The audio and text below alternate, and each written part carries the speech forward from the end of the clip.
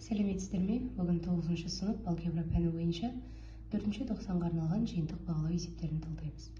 Бірінші есеп: колодада барлық 4 тама және 4 тұз жатыр. Кездейсоқ бір карта алынды. Келесі оқиғалардың қайсысы қарама-қарсы оқиғалар? Қарға тұз алды, кез келген түрлі қарға алды, қарға тұздан басқа кез келген карта алды. Яғни бұл жерде мына екі оқиға бір-біріне қарама-қарсы оқиға болып келеді де біз А вариантын таңдаймыз. Екінші есеп: орташа алғанда сатылымға шыққан 600 бақша сорғысының 15-нен су ағып кетеді. Бақылау үшін кездейсоқ таңдалған бір сорғыдан судың ағып кетпеу ықтималдығын табыңыз.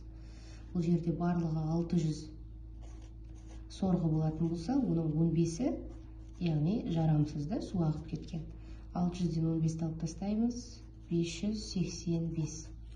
Бақылау үшін кездейсоқ таңдалған А оқиғасы бұл жерде судың ағып кетпеуінің, яғни сорғыдан судың ағып кетпейтіндігі туралы болатын болса, бізде барлығы 600 сорғы, соның 585-нен су ақпайды. 600-ден 585. Ары қарай қысқартып қойсаңыздар болады. Үшінші есеп: тангенс квадрат х азайту синус квадрат х-тен болады. Тангенс квадрат х пен синус квадрат х-тің көбейтіндісіне осы теңдіктің орындалатынын тексеруіміз керек. Тангенс дегеніміз ол бізде синустың косинусқа қатынасы. Олай болса тангенс квадрат х синус квадрат х-тің косинус квадрат х-ға қатынасы. Ортақ бөлімге келтіретін болсам, бөлімі косинус квадрат х. Онда косинус квадрат х-тан беремін. Синус квадрат х азайту синус квадрат х көбейту косинус квадрат х тең болады. Синус квадрат х-ті шықшан сыртына шығарып жіберемін. Сонда бір азайту косинус квадрат х қалады, бөлімінде косинус квадрат х тең болады.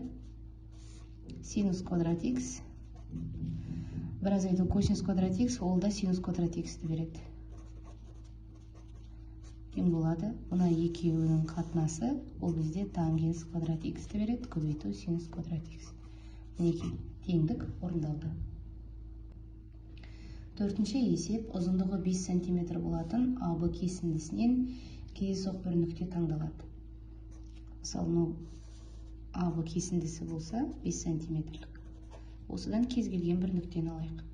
Бұл нүктенің ең жақын ұштарынан 0,35 см-ден аз қашықтықта болуы ықтималдығы қандай? Бұл нүктенің ең жақын ұштарынан. Мысалы, А ең жақын ұшы болатын болса, осы ұшынан 0,35 см-ден аз қашықтықта болуының ықтималдығы. Мына екеуінің арасы 0,35-тен аз болатындай, мысалы, ықтималдық. Бізде барлығы 5 см. Ал М 0,35-тен кем болу керек. Мысалы, А нүктесі деп алайық, бірінші мына жердегі.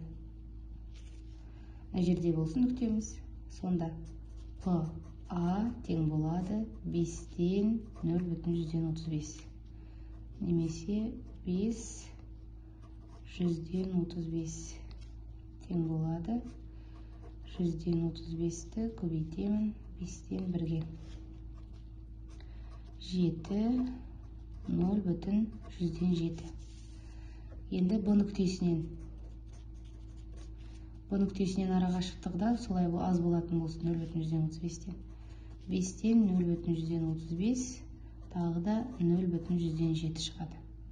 Енді бізде екі жағдай болғандықтан екеуін қосып жібереміз.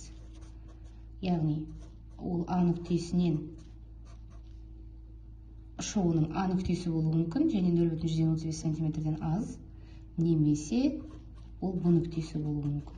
Сонда 0,114 болады. Бесінші есеп: 2 синус 35 градус көбейту синус 25 градус азайту косинус 10 өрнегінің мәнін табыңыз. Бұл жерде көріп тұрғаныңыздай 35-25 әртүрлі болып тұрды. Қалай алсақ? 2 синус 35 градус көбейту синус 25 градус азайту косинус 10 градус. Мына жерде синус 35 пен синус 25-тің екеуінің көбейтіндісі арқылы шығаруымыз керек. Қазір мына жерге формуланы жазып қоямыз. Синус альфа көбейту синус бетті мына формула бойынша ашылады. Жерге сыймағандықтан осылай әзірге жазып қойдым. Так, сонда 2-ні жазып қоямын. Көбейту 2-ден 1, косинус 35-тен 25 аламын, 10 градус, азайту 35-ке 25 қосамын, косинус 60 градус. Азайту косинус 10 градус. 2 мен 2 қысқарып кетеді, жақша қажет емес. Косинус 10 градус азайту косинус 60 градус бізде 2-ден 1-ге тең, азайту косинус 10 градус. Косинус 10 мен минус косинус 10 қысқарып кетеді, қалады 2-ден 5 немесе минус 0,10. 2-ден 1, минус 2-ден 1 немесе минус 0,05. Алтыншы есеп, радиусы 13 см болатын дөңгелекке катеттері 12 және 5 см болатын тікбұрышты іштей сызылған. Тікбұрышты үшбұрыш іштей сызылған дөңгелектің ішінен алынған нүктенің үшбұрышты жатпауы ықтималдығын табыңыз. Так, шамамен қандай да бір дөңгелек алайық, соның ішінде осындай бір үшбұрыш сызылған болсын. Радиусы 13 см, катеттері А, Б деп алсам, А 12-ге тең, Б 5-ге тең. Дөңгелектің ішінен алынған нүктенің осы үшбұрышқа тиісті болмауы. Бірінші, мынаны тауып алайық. Дөңгелектің ауданын πr квадрат, ол менде 169 π. Үшбұрыштың ауданы ол 2-ден 1 АБ тең болады 2-ден 1 көбейту 12 көбейту 5. 12 мен 2-ні қысқартсам 6, 30. Бірінші, осы нүктенің үшбұрыштың ішінде жату ықтималдығын табам. 169-дан π-да 30. 3-ке қысқарып жіберсем 10, 5. Бұл кезде 3-ке қысқармайды екен, 169 π 30 қала берсін. Так, 169-ды 3,14-ке көбейтіп аламын. 6, 3 ойда 24, 27, 9, 6, 1, 7, 2 ойда 18, 0, 2 ойда 3, 5, 6, 6, 12, 19, 0. Так, 2 орны тұр айрам.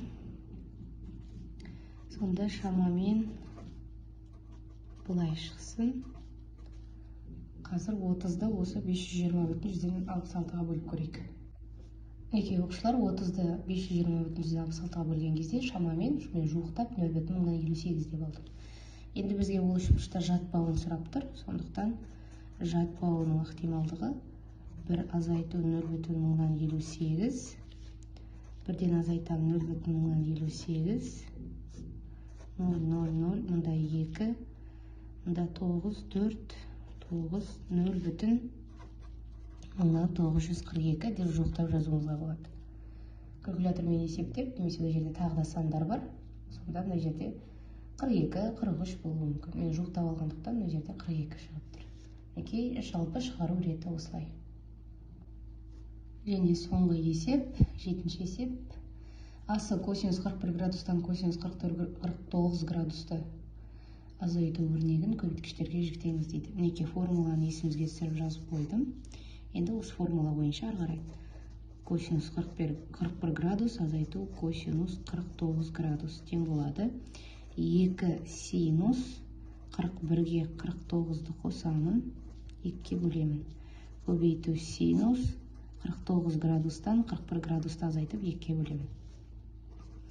2 синус, бұл жерде бізде 90 градус, 45 градус көбейту синус 4 градус. Так, 2 көбейту түбірасты 2 бөлу 2 көбейту синус 4 градус. 2 қысқарып кетеді, сонда түбірасты 2 синус 4 градус шығады. Енді бысында осыны апарып қоям. Да жалғастырам тең болады. Алымы менде түбірасты 2 синус 4 градус бөліміне синус 4 градус. 2 қысқарып кетеді де түбірасты 2 қалады. Және осы 7-ші есептің С бөлімі 2 синус 25 градус көбейту косинус 35 градус өрнегін синус 80 азайту 2-ден 1 түрінде жазуымыз керек. Енді формулаға салам. 2-ден 1 синус 25-тен 35 аламын. Минус 10 градус. Так, қосу синус 25-ке 35 қосамын 60 градус. 2 мен 2-ден 1 қысқарып кетеді.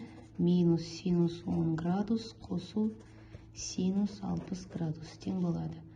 Так, былай жаза аламыз. Синус 90 градус азайту 80 градус қосу синус 90 градус азайту 30 градус деп.